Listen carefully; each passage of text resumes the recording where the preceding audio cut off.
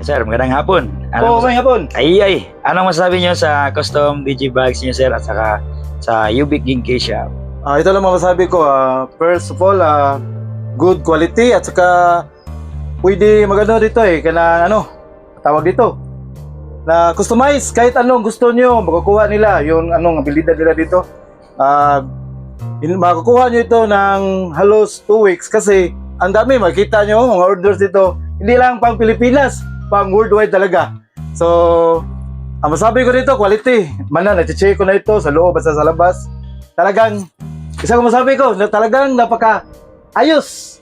Cebu Gigkis or Ubik Gigkis, makikita to. Location sa may gate, sa may Paho, sa labay na sa Mactan Airbase, sa gate. Kapag harap nyo sa gate sa Mactan Airbase, bandang kanan, makikita nyo, mayroon dong yung signboard, Ubik Gigkis. So, ilang step lang, abot na kayo sa shop. Isa lang masabi ko, talagang napakaayos. 101%. Ayos. Thank you. Dagan salamat, sir. Thank you. Okay.